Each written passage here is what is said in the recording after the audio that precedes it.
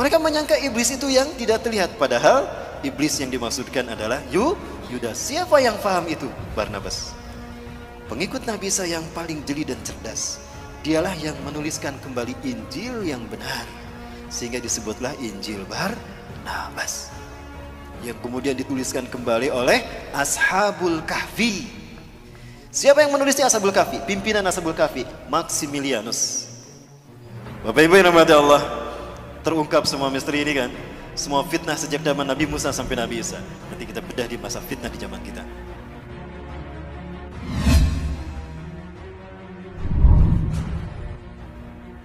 Dia Dajjal. Di zaman Nabi Isa berganti nama menjadi Yudas Iskariot. Nabi Isa lahir karena mukjizat Allah kan? Kalimatullah, disebutnya kalimatullah. Karena lahir karena kalimatullah. Beliau adalah proses kelahirannya sesuatu yang ajaib. Ini kudratullah dan keajaib, keagungan Allah. Lahir tanpa seorang ayah. Nabi Isa sejak kecil itu dipelihara oleh Nabi Zakaria. Karena Nabi Zakaria ini adalah kakeknya. Nabi Zakaria adalah pamannya Siti Maryam. Maka Nabi Isa ini adalah cucu Nabi Zakaria. Dan Nabi Zakaria saat itu melahirkan anak yang bernama Nabi Yahya. Itu hampir satu usia, satu angkatan dengan Nabi Isa. Kedua-duanya dibawa ke Baitul Maqdis, bumi Isra Mi'raj Rasulullah, di Al-Aqsa. Mendengar ceramah pendeta Sanhedrin. Pendeta Sanhedrin inilah pendeta yang memalsukan Taurat menjadi Talmud. Apa yang mereka lakukan? Yuharifunal kalima amma wadih. Dia menghapuskan satu ayat dari tempatnya. Summa yaktubunal kitaba bi aidihim, lalu dia menulis ayat dengan tangannya sendiri. Summa yaquluna hadza min indillah, kemudian dia mengatakan ini datang dari Allah. Wa ma huwa min indillah, padahal itu bukan dari Allah. Maka setiap kali mereka ceramah tentang inilah Bapak Ibu Taurat yang Allah turunkan pada kita, itu di Masjidil Aqsa, itu di Baitul Maqdis. Nabi Isa saat itu usianya baru 9 tahun. Nah, Nabi Isa dibawa sama Nabi Zakaria ke Baitul Maqdis, mendengarkan ceramahnya pendeta Sanhedrin tentang Taurat. Ketahuan sama Nabi Isa yang seusia ini. Loh, kok Taurat kayak gitu? Itu bukan Taurat. Langsung Nabi Isa seusia dedek ini naik ke atas bangku, langsung tolak pinggang. Wailun lakum in tahu an hadhil mushkilah. Celaka kalian, berhenti dari kebusukan kalian. Innakum tuharifuna al-kalima amma wadih. Kalian telah merubah satu ayat dari tempatnya. Itu ayat kalian sendiri yang ngarang. Taurat demi Allah, bukan demikian. Aku Isa bin Maryam, Nabi dan Rasul Allah. Allah mewahyukan kepadaku bukan hanya Injil tapi juga Taurat. Taurat yang kalian maksudkan harusnya begini, bla bla bla bla bla. Setiap kali ceramah pendeta Sanhedrin itu dibantah sama Nabi Isa. Setiap kali pendeta Sanhedrin ceramah, Nabi Isa membantahnya karena mereka membohongkan Taurat. Maka apa yang terjadi? Wah, itu para pendeta Sanhedrin kumpul tuh. Ini anak iki bocah, kalau dibiarin tekor kita. Ketahuan bohongnya kita kan? Jadi gimana? Bunuh dia. Kita ini pesuruh Tuhan, gak mungkin kita membunuh orang manusia. Apalagi dia Nabi dan Rasul. Gampang, bukan kita yang membunuhnya. Kan kita sudah terbiasa mengarang cerita. Bikin aja cerita. Cerita apa? Cerita Tuhan bingung. Pernah dengar doktrin Tuhan bingung?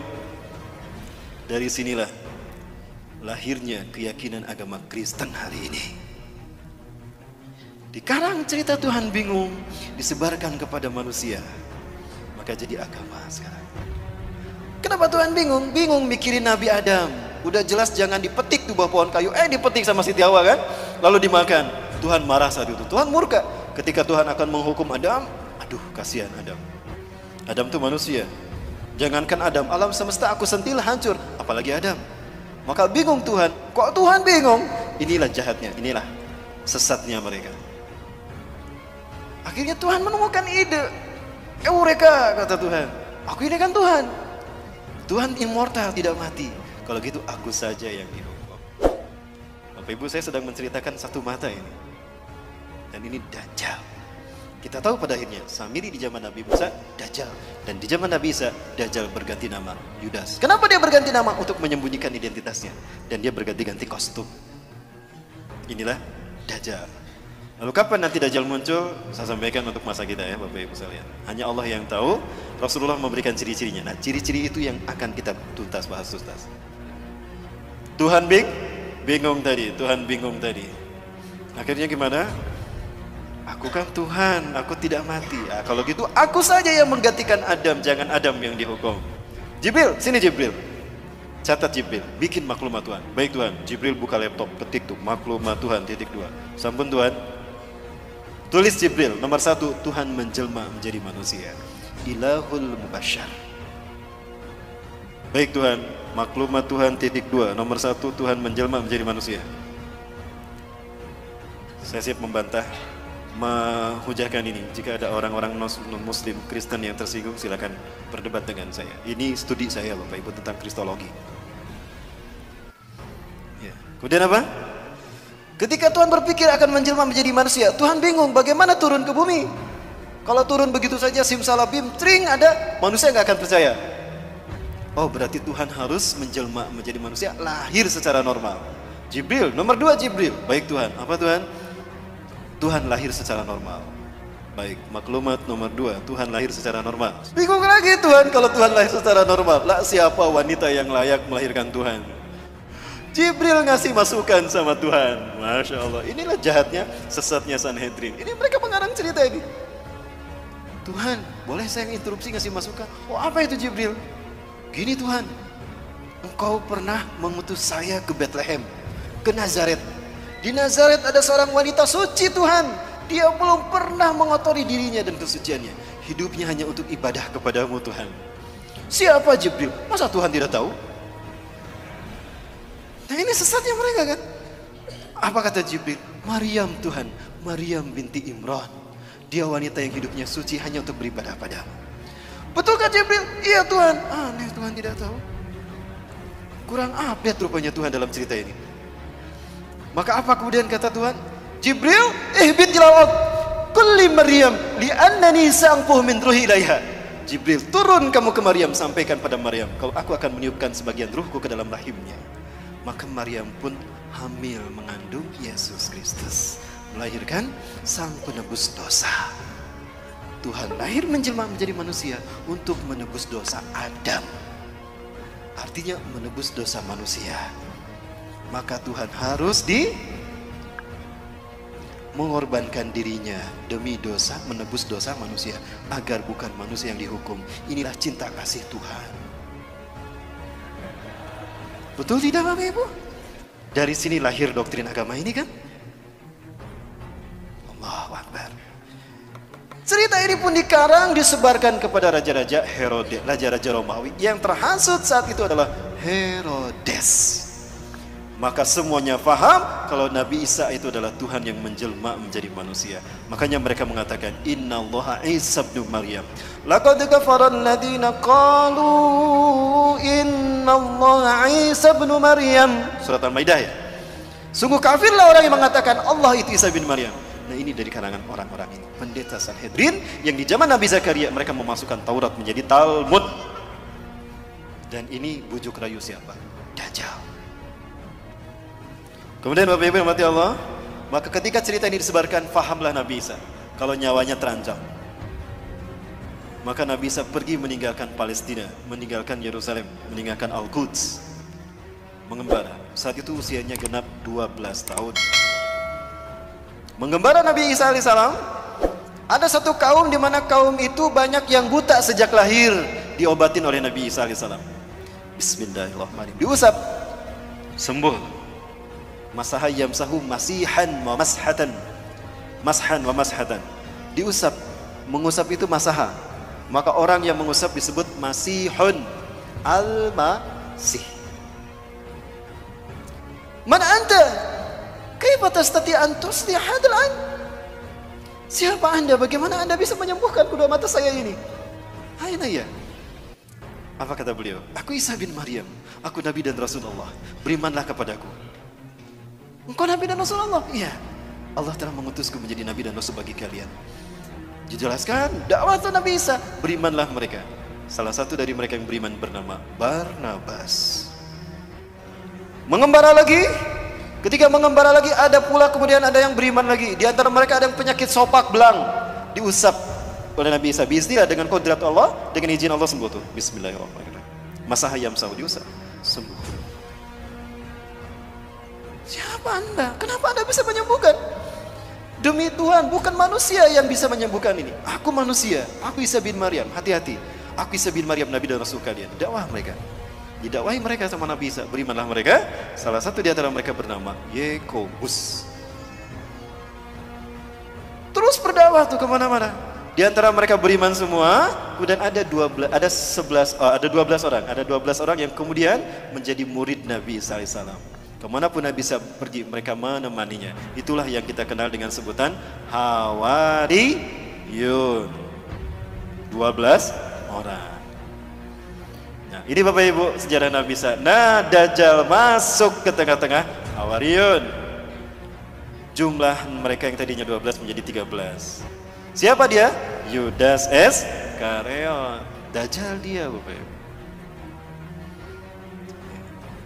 Hati-hati kalian, iblis telah masuk ke tengah-tengah kalian, kata Nabi Isa.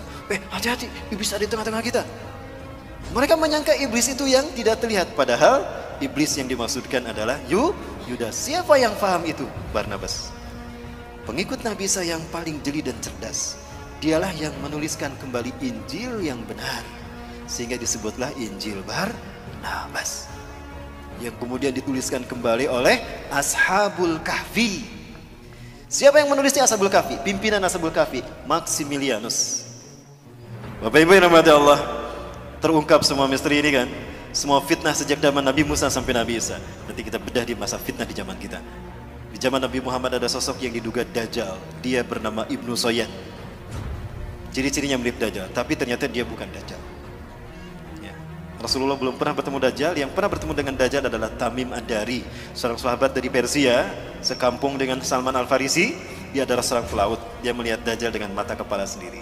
Ini satu dalil kuat bagi kita bahwa Dajjal itu manusia, bukan Fomeo. Setelah sampai kepada momen terkait dengan Yudas Iskariot ini, pengkhianatannya, Allah berfirman pada Nabi Isa, Isa bin Maryam, aku akan menyampaikan engkau kepada saat di mana engkau akan aku angkat. Bapak Ibu silakan buka Quran surat Al-Imran ayat 55. Nabi Isa merasakan akan ada pengkhianatan dari Yudas Iskariot dan kaumnya. Para pendeta Sanhedrin berhasil menipu Raja Romawi yang bernama Herodes, atau orang menyebutnya Herodus yang agung, the Great Herodus. Maka saat itu Herodus dan pasukan Romawi datang mencari-cari Nabi Isa untuk menangkap Nabi Isa dan menyalib Nabi Isa alaihissalam. Allah wahyukan itu pada Nabi Isa. Maka Nabi Isa memahami itu, kemudian Nabi Isa berfirman. Ada dalam Quran surat As-Saff. A'udzubillahi minasyaitonirrajim. Iz qala Isa ibn Maryam lil hawariyyin man ansari ila Allah. Ya, surat As-Saff. Ingatlah ketika bersabda Isa bin Maryam kepada Hawariyin, siapakah yang akan menolong aku untuk menegakkan agama Allah? Qala al-hawariyuna nahnu ansarullah. Itu saat terakhir perpisahan dengan Nabi Isa. Kemudian Nabi Isa mengatakan, kelak di antara kalian ada orang yang berkhianat kepadaku dan dia menggantikan tempat kedudukanku. Ya. Kemudian apa yang terjadi Bapak Ibu? Datanglah seseorang kepada Nabi Isa dan kaumnya Hawariyun. Intabi wa antum. Bersembunyilah kalian, bersembunyilah kalian. Wa anta ya Masih Nabi Allah. Anda juga wahai Nabi Allah. Anda harus bersembunyi. Kenapa? Sesungguhnya Herodes dan tentaranya Romawi dan juga para pendeta Sanhedrin sekarang datang untuk menyangkap Anda dan menyalib Anda Tuanku. Maka Nabi Isa kemudian memerintahkan kaumnya bersembunyi, termasuk Nabi Isa pun bersembunyi. Bersembunyilah semuanya.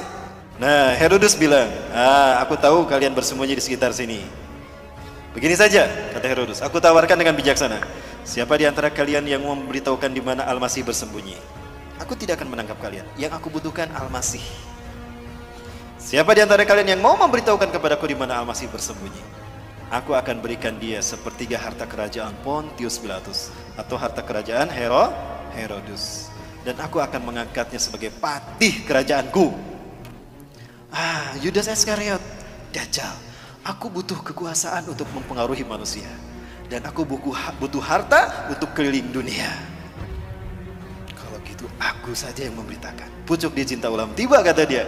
Keluarlah dia berbicara kepada Herodes, ya. Berbicara kepada siapa?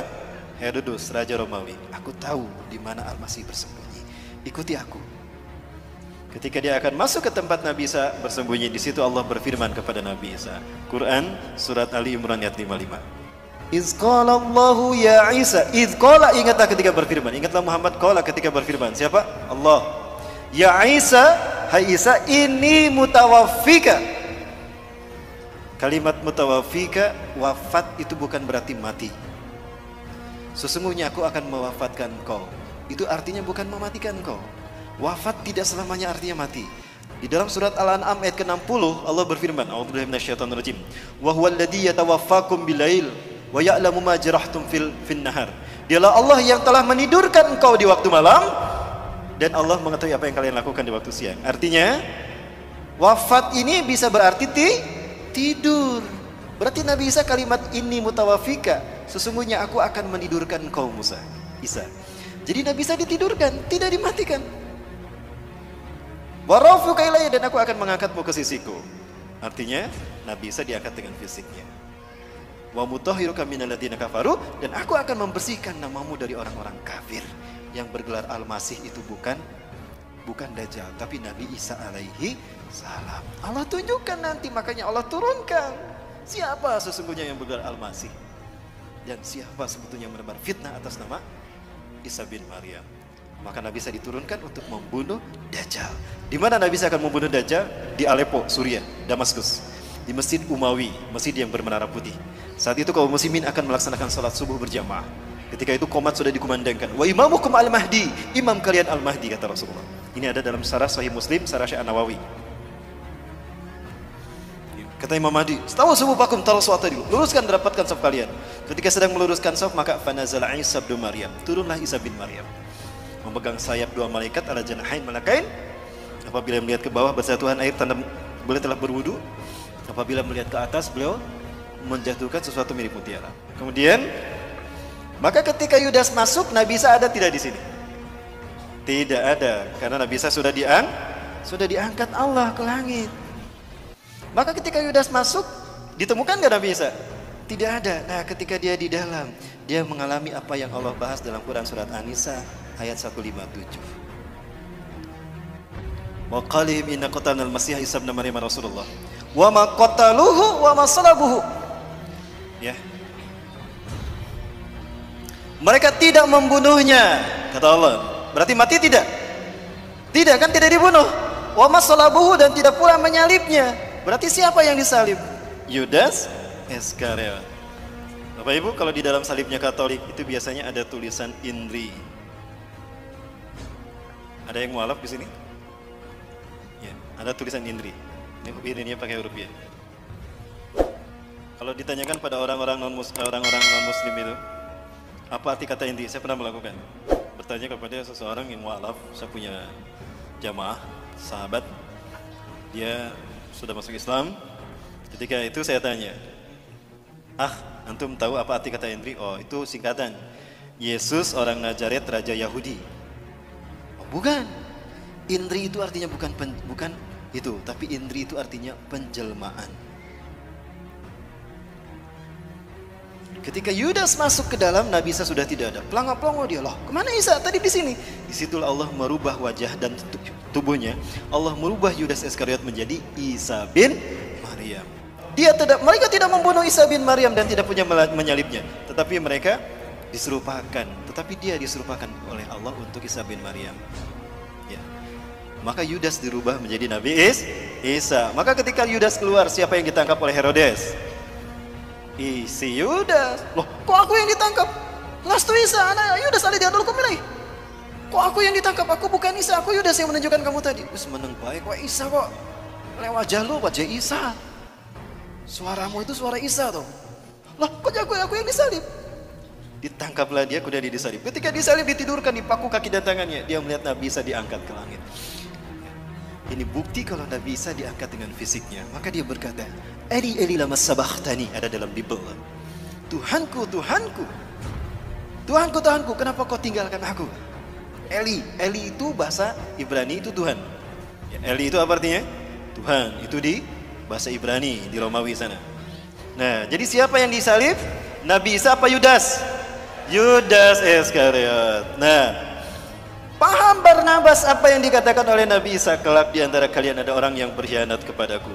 Dia menggantikan tempat kedudukanku. Ya, di mana? Dia berkhianat karena memberitahukan di mana Nabi Isa bersembunyi kan? Dan menggantikan Nabi Isa di tiang salib. Barnabas yakin dia Dajjal. Dia ingin membuktikan kalau dia Dajjal atau bukan. Diam-diam setelah 3 hari 3 malam, malam hari tanpa ada yang tahu, Barnabas menggali kuburannya Yudas. Sebelum digali, Allah kembalikan wajahnya menjadi wajah Yudas kembali dari wajah Nabi Isa. Pergantian wajah ini mengakibatkan adanya pancaran cahaya yang nempel di kain kafan. Maka lihat wajah-wajah Yesus seluruh dunia. Sama kan? Itu dari sumbernya dari kain kafan. Wajah Nabi Isa dikembalikan kepada wajah Yudas, itu menembakkan ke kain kafan, ya. Maka darahnya itu nempel di kain kafan. The Sword from Turin, sampai sekarang masih ada kain kafannya, saya pernah melihat itu. Sekarang ada di Italia, ya, di Turin, Italia. Itulah kenapa wajah Yesus seluruh dunia sama. Ya, ketika digali, apa yang terjadi? Masih hidup. Sebelum dikubur, saya ingin menyampaikan sesuatu terkait dengan Dajjal. Kalau Yudas ini adalah Dajjal. Kenapa saya meyakini kalau Yudas Iskariot adalah Dajjal? Hadis Rasulullah SAW. Tidaklah Allah mengutus seorang nabi pun sejak Allah menciptakan langit dan bumi, menciptakan Adam sampai hari kiamat, melainkan ada satu fitnah yang terburuk, fitnah Dajjal. Sebagaimana para nabi mengingatkan kaumnya tentang Dajjal, dan sebagaimana Nuh mengingatkan kaumnya tentang Dajjal, hati-hati dengan fitnah Dajjal. Hari ini akan aku katakan kepada kalian, sa'aqulu lakum ma lam yaqulhu min qabl. Aku akan mengatakan kepada kalian sesuatu yang para nabi dan rasul belum mengatakannya. Apa itu? Innahu a'war wallahu laisa bi'awar. Sesungguhnya dia a'war. Banyak yang menerjemahkan buta. Menurut saya a'war bukan sekedar buta. Ada orang yang matanya normal tapi tidak melihat. Disebutnya apa? Buta kan? Tapi matanya normal. Kalau ini bukan a'war, itu bukan buta. Lihat hadis yang lainnya. Ka'anna ainuhu ainabah. Seolah-olah matanya itu seperti anggur yang menonjol, hitam semua. Artinya pecak. Jadi bukan buta tapi pecak. Pertanyaannya, kenapa cuma Rasulullah yang memberitahukan kalau dia itu pecak sebelah mata kanannya? Karena peristiwanya terjadi setelah Nabi Isa diangkat. Apa itu? Setelah si Yudas Iskariot disalib, dia diarak ke bukit Golgota. Nah, diarak dia ke bukit Golgota, bukit tengkorak. Ketika diarak, Herodes memegang pedang di tangan kanannya, Old Testament perjanjian lama di tangan kirinya. Itu pedang ditusuk-tusukan ke tubuh Yudas Iskariot. Ketika pedang tadi menusuk tubuhnya, bercucuran darah, Bapak Ibu. Ketika darah bercucuran, para pendeta Sanhedrin dan tentara Romawi berebut darah tersebut, diminum. Itu rukun ke-5 agama Kristen. Ekaristi Holy Water, rukun meminum air suci. Kenapa mereka meminum darah itu? Karena mereka meyakini kalau ada bagian tubuh Yesus bercampur dalam tubuh mereka, mereka tidak akan pernah masuk neraka. Mereka akan masuk surga. Jika ada tubuh Yesus bersatu dengan mereka, maka darah mereka diminum. Itu menjadi rukun ke-5 agama Kristen. Ekaristi Holy Water. Kalau Bapak Ibu masuk ke dalam gereja, ada patung Bunda Maria atau patung Yesus, di depannya ada seloki, ada air warna merah darah. Banyak tuh pedang yang menusuk tubuhnya, dagingnya terkelupas, darah dagingnya diambil dimakan. Rukun ke-3 agama Kristen, Ekaristi Gusti Kudus. Selesai kebaktian, mereka berbaris untuk keluar, pendeta pastor pegang nampan di depannya kan, bagi-bagi kue kecil. Nah, salah satu tusukan pedang itu menusuk mata kanan Yudas Iskariot. Inilah yang Rasulullah katakan, hari ini aku akan beritakan pada kalian sesuatu tentang Dajjal yang para nabi belum memberitahukannya. Dia itu pecak sebelah mata kanannya, dan Allah tidak pecak.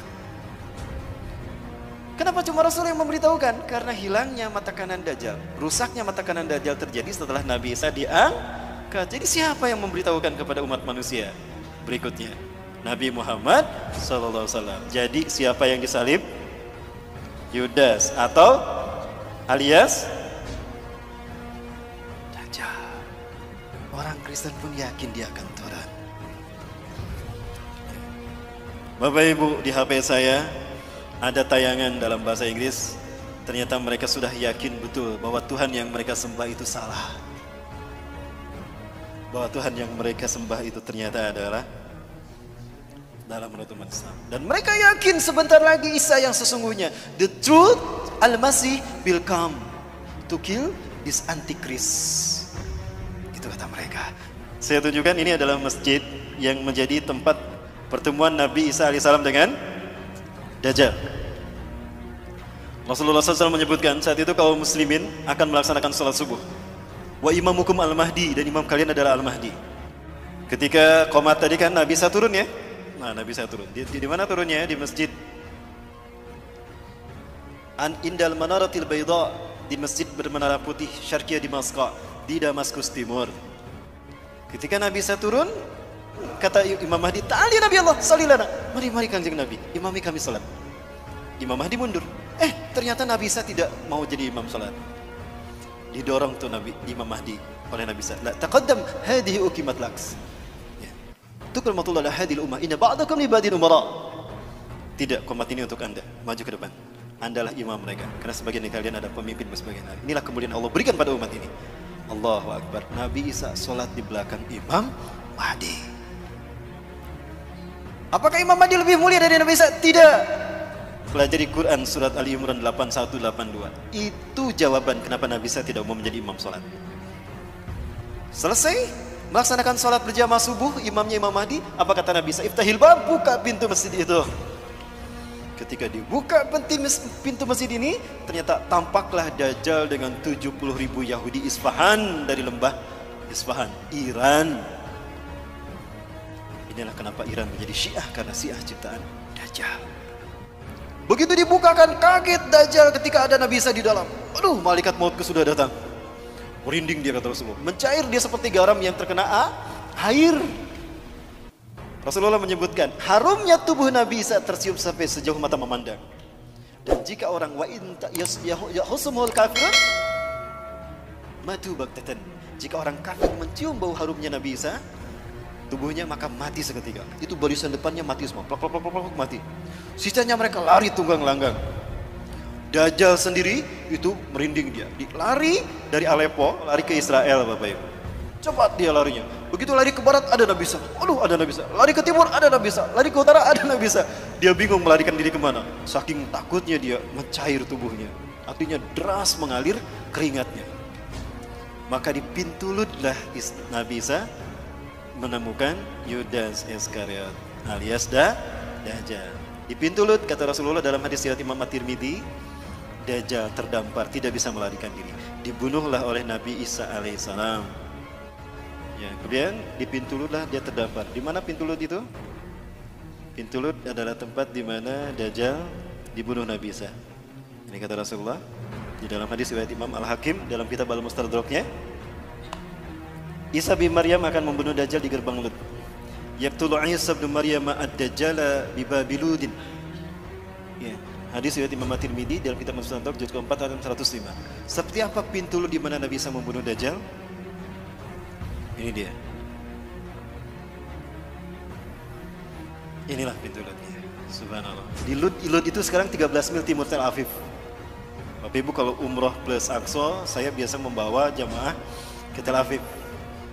Tapi kita tidak bisa masuk ke dalam karena ada pangkalan militer Angkatan Udara Israel. Bapak Ibu rahmatullah. Pertanyaannya, kapan itu terjadi? Baik, kapan itu terjadi Bapak Ibu? Mau kita bahas angkanya? Kita hitung angkanya. Kapan Dajjal muncul kata Rasulullah? Baik, kita bahas dulu angkanya Bapak Ibu. Ini hadis Rasulullah. Sayati Dajjal ilal Madinah wa yattabi'unahu sab'una alaf al-yahud min wadi Isfahan ala jabhatil farsh. Dajjal akan datang diikuti oleh 70.000 orang Yahudi dari lembah Isfahan Iran menggunakan jubah Persia. Saat itu Dajjal akan memasuki Madinah. Baik, selesai. Dajjal akan tiba memasuki Madinah wa huwa mani'un min duhuliya, tapi dia terlarang memasuki Madinah. Kenapa? Li'anna likulli babin bawabati Madinah lahu malakan. Karena di dalam Madinah setiap pintu gerbang Madinah itu dijaga oleh 2 malaikat. Ala sihamihim dengan panah mereka masing-masing. Dengan panah mereka masing-masing. Satu langkah Dajjal masuk ke Madinah dipanah mati dia. Maka fayam kusuh kharijal Madinah. Dajjal takut dibunuh maka dia tinggal di luar Madinah. Kemudian dia naik ke sebuah bukit yang bergaram tadi kata Rasulullah. Bapak Ibu kalau ke Madinah biasa diajak jalan-jalan ke Masjid Qiblatain. Gitu ya. Nah, di belakang Masjid Qiblatain itulah bukit yang akan dinaiki Dajjal. Ini bukitnya nih. Inilah gunung yang akan dinaiki Dajjal. Inna Dajjal sayas'adul jabala, summa yatawajjah ila jihatil Madinah, summa yaqulu liman tabi'ah. Dajjal akan naik ke bukit yang bergaram kata Rasulullah. Lalu dia mengarahkan badannya, wajahnya ke arah masjid, ke arah Madinah. Lalu dia berkata, "Ara'aitum dalikal kisrar abyad?" Apakah kalian melihat istana putih itu? Dalika Masjidu Ahmad. Apakah kalian melihat istana putih itu? Itu adalah masjidnya Ahmad. Artinya apa? Ketika Dajjal datang, Masjid Nabawi terlihat putih seperti istana. Pertanyaannya, hari ini Masjid Nabawi berwarna apa? Lihat aja ini kan Masjid Nabawi nih. Warnanya apa? Putih. Nih Masjid Nabawi di siang hari. Apa warnanya? Dan ini di malam hari. Apa warnanya? Seperti inilah Masjid Nabawi ketika Dajjal melihatnya. Artinya Dajjal muncul di zaman siapa? Zaman kita kan? Baik, yang kedua. Sayati al-Masjid Dajjal wa huwa mani'un min dukhulil Madinah. Wa laha sab'atu abwab. Dajjal akan datang ke Madinah. Saat itu Madinah punya 7 pintu gerbang. Yang setiap gerbangnya dijaga dua malaikat dengan panah mereka. Pertanyaannya, hari ini Madinah berapa pintu gerbangnya? Kata Rasulullah, kalau pintu gerbang Madinah sudah ada 7, itu hari di mana Dajjal akan datang. Pinten Bu? Sudah 7. Hari ini Madinah sudah punya 7 pintu gerbang. Jadi Dajjal muncul di zaman siapa? Baik Bapak Ibu. Peristiwa tadi, sholat berjamaah subuh lalu Nabi Isa turun dan Dajjal Allah pertemukan dengan Nabi Isa. Lalu Nabi Isa membunuh Dajjal. Di pintu Lut tadi Nabi Isa membunuh Dajjal. Kamu yang menuduh saya Tuhan, terus cabut lagi. Padahal kamu adalah makhluk terkutuk. Terus, gitu Dajjal. Menyakitkan sekali. Begitu dahsyat, hebat dan kuatnya Nabi Isa membunuh Dajjal. Sampai darahnya terciprat pada pasukannya. Kapan itu terjadi? Baik, kita hitung ya. Hanya Allah yang tahu, tapi Rasulullah memberikan kisi-kisi pada kita. 100 tahun sekali Allah akan membangkitkan seorang mujadid reformis. Bukan Nabi, bukan Rasul, tapi mujadid yang tugasnya satu, membersihkan Islam dari ajaran sesat. Islam bersih sebagaimana Rasulullah dan para sahabat dulu. Kemudian Imam Mahdi ini, mujadid ini akan membuat Islam memimpin dunia. Seluruh dunia akan dipimpin oleh Islam. Itu 100 tahun sekali terjadinya setelah Rasulullah wafat. Pertanyaannya, abad kejadian Islam sebelum kita siapa? Turki Utsmani. Turki Utsmani berakhir di tahun berapa? 1924. Baik, andaikan ini abad kejayaan Islam sebelum kita. Sepakat ini abad kejayaan Islam sebelum kita? Tambah 100, berapa? Berapa? 2024. Saiki tahun pinten Mas? 2019. Berapa tahun lagi? 5 tahun lagi. 5 tahun lagi? Berarti ini adalah tahun tersulit bagi kita tinggal di muka bumi. Bapak Ibu sekalian, 5 tahun ini saya potong menjadi 3. Kenapa 3? Ini kata Rasulullah dari hadis riwayat Abi Umamah. Betulkah 3 tahun lagi? Nantikan di episode yang akan datang. Barangkali itu dulu Bapak Ibu yang dapat saya sampaikan, lebih dan kurangnya mohon maaf. Yang benar dari Allah, yang salah ada kelipan saya pribadi dan saya beristighfar, astagfirullahaladzim. Ya, terima kasih Bapak Ibu. Hadanallahu wa yakum asmin wa minkum. Assalamualaikum warahmatullahi wabarakatuh.